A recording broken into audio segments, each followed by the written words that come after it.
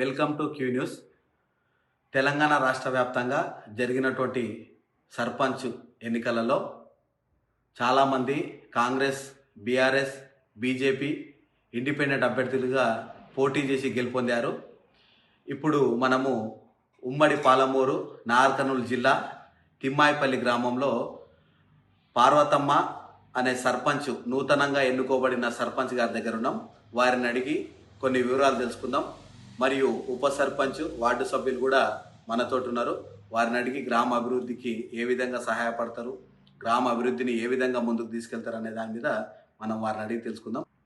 పార్వతమ్మ గారు 18 ఓట్ల మెజార్టీతోటి గెలుపొందడం జరిగింది.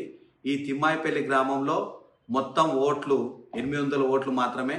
ఒక్కొక్క వార్డుకు వచ్చేసి 100 ఓట్ల చొప్పున వార్డులు ఉన్నవి.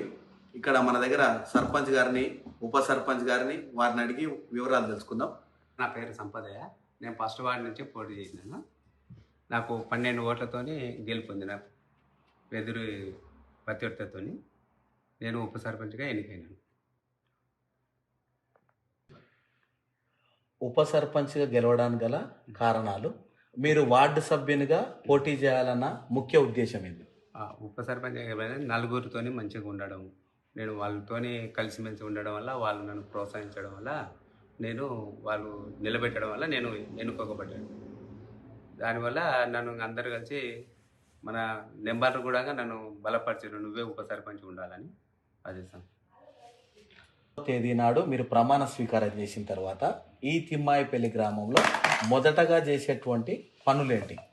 నేను మొదట చేసే పనులు ఏంటంటే వాటర్ అందరికి సప్లై ఇవ్వడం, వీధి దీపాలు అన్నీ కొన్ని ఖరాబ్ అయినాయి. దగ్గర దగ్గర మా ఊళ్ళో ఒక 25 వరకు ఖరాబ్ అయినాయి. 25% విద్యుత్ దీపాలు అవి చేయించడం జరుగుతుంది.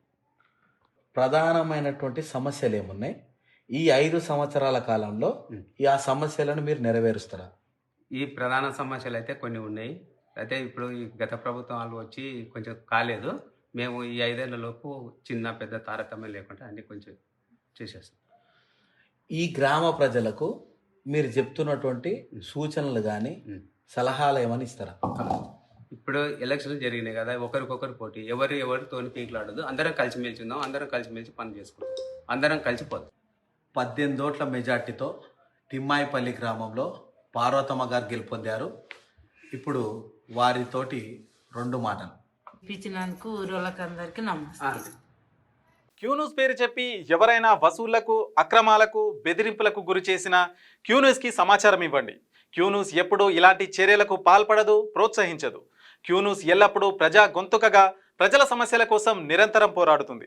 మీకు ఎలాంటి సమస్య ఉన్నా క్యూన్యూస్ని కాంటాక్ట్ అవ్వండి. సంప్రదించవలసిన ఫోన్ నెంబర్ 7569534968 8688926084.